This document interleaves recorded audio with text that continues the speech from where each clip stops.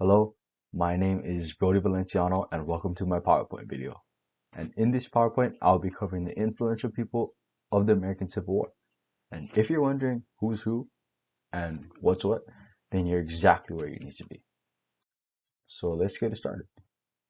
And April 12th, 1861, the Civil War begins. The Confederate troops opened fire on Fort Sumter in South Carolina's Charleston Harbor, and this jumpstarts the Civil War and gives all history teachers across America another subject to talk about. So, starting it off with Harriet Tubman. Harriet Tubman is one of the most infamous and influential people of the Civil War. She was an escaped slave who would later become a conductor of the Underground Railroad. And contrary to the belief, she didn't actually create the Underground Railroad, nor was it underground. Quaker abolitionist Isaac T. Hopper set up the network of places that slaves could follow their conductors to, and for a safe place to stay along the railroad. And Harriet was a decorated woman. She served as a scout, spy, guerrilla soldier, and even a nurse for the Union Army during the Civil War, and was also considered to be the first African American woman, to serve in the Civil War. She never ever, in her 10 years of being a conductor, lost a passenger or took her train off the tracks. So next up is William Lloyd Garrison.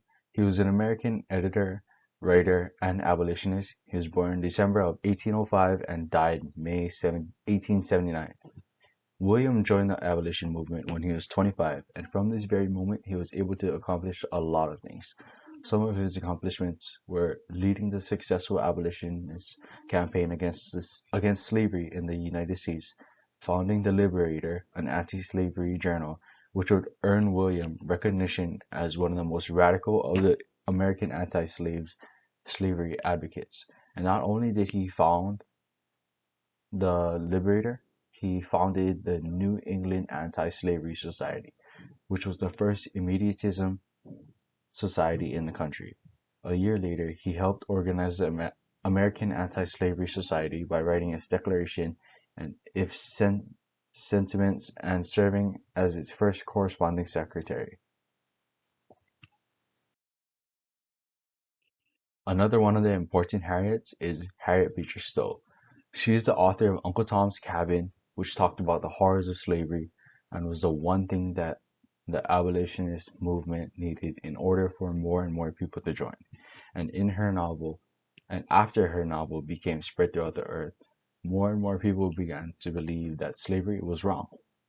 And therefore, her book angered the slaveholding South and inspired pro-slavery copycat works in defense of the institution of slavery. She was born in June 1811.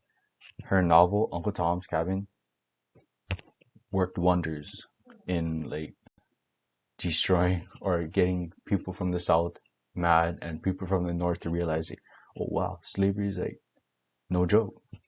And even some people from the South were starting to realize how terrible slavery truly was.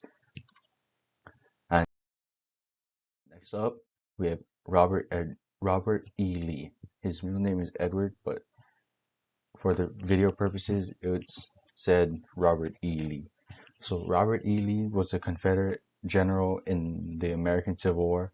He's in the Hall of Fame for Great Americans and played a huge role in the war.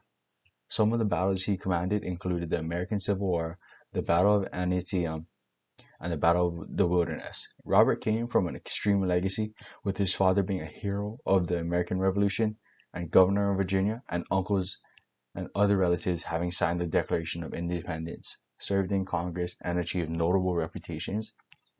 But since he was from the South and he commanded all the Confederate armies, it was true, or it was already expected that he would be a slaveholder.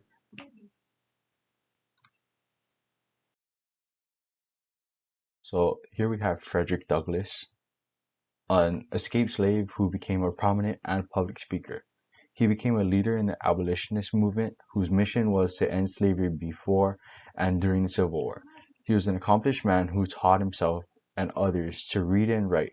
In turn, this led him to write the narrative of the life of Frederick Douglass, an American slave. Through the abolitionist movement, he met some familiar faces like William Lloyd Garrison and John Brown. We previously talked about William Lloyd Garrison, just in case you weren't paying attention.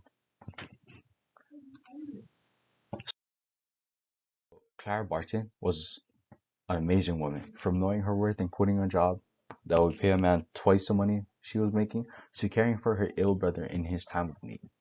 She quit her job as an educator after she found out that they hired a man at twice her salary, and after that she started to pursue other jobs until the Civil War hit, which in turn she made it her mission to help the Union soldiers in need. Bringing in needed supplies to help the soldiers, this jump-started her career of aiding people in their time of need. From this, she would eventually go on to be the founder of the American Red Cross, an organization that still stands till this day. Ulysses S. Grant, which I think is like the coolest name. So he was the 18th president of the United States. He was the president that came after the 17th and way before the 46th. He led the Union armies to victory over the Confederacy in the Civil War, which must have been a real punch in the face to Robert Lee after the war. So he fought in one of the bloodiest battles in the West and came out less okay. After becoming president, he worked to implement congressional reconstruction and to remove the vestiges of slavery. And unfortunately, later in life, he found out he had throat cancer, and sadly, he died from it. So our ninth guy is William T. Sherman. William T. Sherman is another man who's in the Hall of Fame for Great Americans, and his role as commanding general of the United States Army came into play in the American Civil War, Atlanta Campaign, Battle of Chattanooga, Plains Wars, and the Vicksburg Campaign. He took the Union forces on a crushing campaign through the South and marching through Georgia and the Carolinas. He was such an accomplished man that even Lincoln seen it in him. He put Sherman in even though Sherman begged not to be put in. However, Sherman was so unsure of himself that he messed up. And finally, we have Jefferson Davis, the Abraham lookalike himself. He was the first and only president of the Confederate States of America, was a Southern planter, a Democratic politician, and a hero of the Mexican War. He represented Mississippi in the U.S. House of Representatives and the Senate, and he served as a U.S. Secretary of War from 1853 to 1857 and was chosen to serve as President of the Confederacy in 1861, and he held that post until the Civil War ended in 1865. All the people in the video have been a huge contribution into transforming America into what it is now.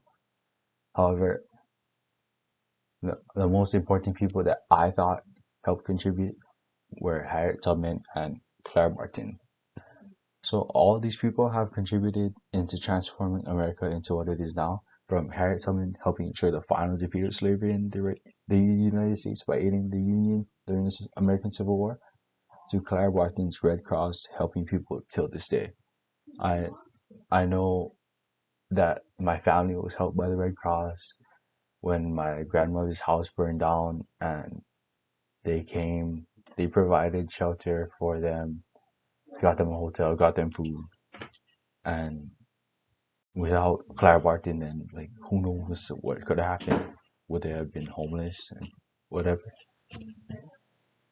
Thank you for watching my video.